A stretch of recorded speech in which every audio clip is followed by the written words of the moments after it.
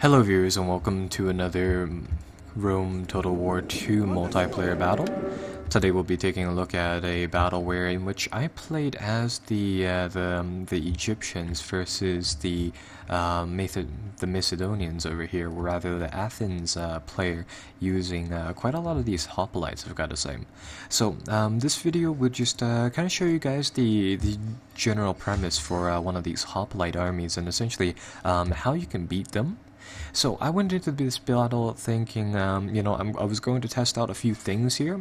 My main choices for playing the Egyptian faction was that I didn't see them being played a lot inside the multiplayer, at least inside the early phases here. And I was wondering about, first and foremost, how these troops compare inside the meta, seeing as how nobody uses these guys. So I figured they must be either really rather unpopular for good reason, or simply for the sake of obscurity, nobody played them. So we start off the lineup with essentially or rather 5 different types of units for us, and I do believe about 2 types of units for them. The Athens player over here, they are going to go with a hoplite and cavalry smash. So we're cavalry, if some people pronounce it like that.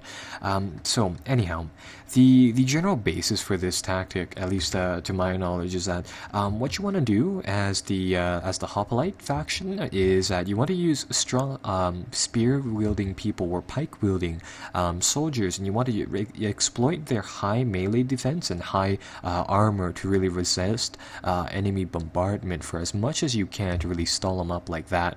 And the whole purpose of this build is really the whole purpose of the hoplite or pike build, defensive build, is to lock up enough of the enemy with your melee units and a small enough zone. So he's using, from the looks of it, very, very small rectangular sections to really lock up my units in a narrow area so that, once the frontages are reduced, it's easier to get around a half a city block than a city block. He's going to send around his cavalry to really try to flank me. So this tactic's kind of twofold. You have to pin your foes down, and then you have to kind of attack them using these lancer troops, which is high charge bonus troops to really break your enemies' back.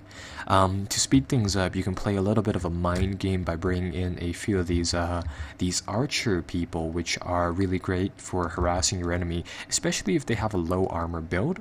Now, on my side of the table, what I've built my army out of is that I've kind of gone with 2 types of cavalry and 2 types of land units.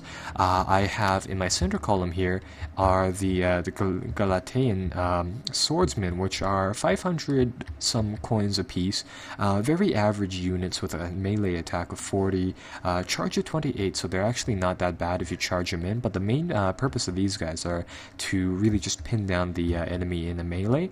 And they do have that crack the whip and shield bracing ability, so they are rather versatile in what they do, although they do have a very, very short time span.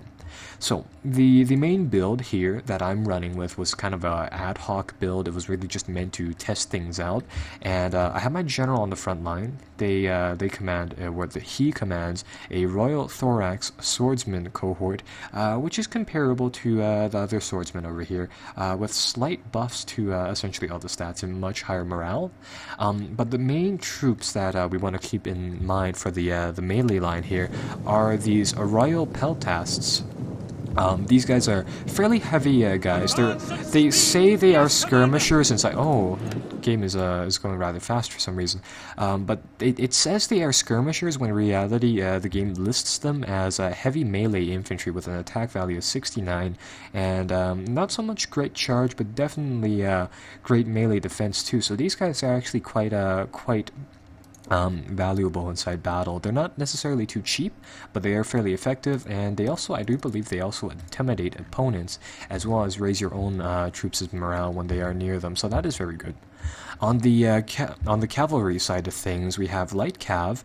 These guys are really meant to just stick it out inside battles, and we have some of these Ptolemaic cavalry, which are meant to really charge in with their charge bonus of 52.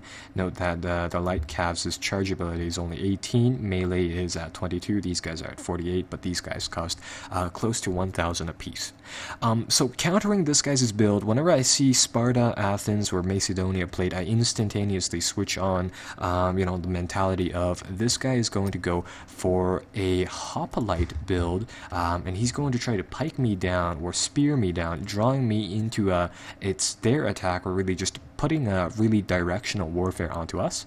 So my opponent here starts off by charging our cav, and here I want to pause the map for just a second, just before we begin, just so that I can go over a few very key things over here. So our center line is here, and they are meant to repel the enemy's center line. I find that more and more the multiplayer is based upon the control of the flanks. So as you push up with your royal pelt, as I'm pushing up with my royal peltasts here, at the time I see this charge and I'm evaluating what's happening here. But what I want to do is that I also see this. I know it's kind of hard to see, but you see here that there is a gap between his spearman line and his archers. So the best situation would be if I were to be able to commit my royal peltasts throughout that zone and turn the enemy's flank on the hoplites, as well as bring one squad of these guys into the cav fight, because cavalry, no matter what type of cavalry they are, either they're shock cav or melee cav or missile cav, they don't stay in the battle very long. If you can get infantry in the fight, you'll definitely win, provided that the cav is not charging. So likewise, I'm doing this kind of on both flanks, getting my infantry to go inside the forests, really taking up those two flanks here. Now these light cav are fairly expendable, so what happens is that my opponent charges me, we countercharge, and what this kind of does is that because he's hoarding 3 different cav units, shock cav, so these are reliant on charging the enemy into this one squad, while my light cav is losing the battle, they're essentially soaking up all of the fighting. And what that'll allow me to do is I'll commit one of my Ptolemaic cav over here into these guys, so now they are engaged. The rest of them are going to stay back. I'm going to use another squad to go forward, and well, at this time it's I'm still evaluating the fight. I'm still seeing where there is a gap inside the enemy's lines, and I see a good opportunity. Sandwich the enemy's cav right here, so I do so. I see my cav is actually breaking out, so that's fine. And because of their increased movement speeds, I'm going to send some of the peltasts in to try to engage these cavalry. As soon as the peltasts enter the combat, they'll definitely be a great role into the game. And I send in my main melee line, seeing as I see my opponent walking. Now, it is important to note that I'm chasing away the enemy's archers over here with one of my royal peltasts. Now, this is a debatable decision, is what I would say. I'm also bolstering our lines over here. Again, very versatile, not situational swordsmen over here. So we've committed them to melee instead of using shield bracing. I've used the crack the whip command, giving them increased attack ability. And over here, again, using royal peltasts, I've placed them inside the forests here. My opponent and I had a little bit of a melee, rather a little bit of a stake down over here, and I've kind of cloaked my royal peltasts in the forested area over here, so he wasn't able to see him. He charges his cav at my infantryman, which is fine. So now he either has to pull those shock cavalry back, or risk losing them, especially after I do the crack the whip, increasing that combat ability. Now, to me, when cav is engaged against infantry, they fight exactly like infantry, and well, the cavalry's stats are usually much lower than the elite infantry, and thus it is really rather easy to beat them, especially on this flank where we've caught them on surprise inside a forest, and we have flanking units. In this particular situation, I felt like the peltasts were enough to defeat the cav inside the forest. So what I've decided to do is that I've decided to get the light cav to actually come behind the main lines here and really influence the battle over here. If I'm able to break their main line, that'll unpin a lot of units, allowing me to do quite much more.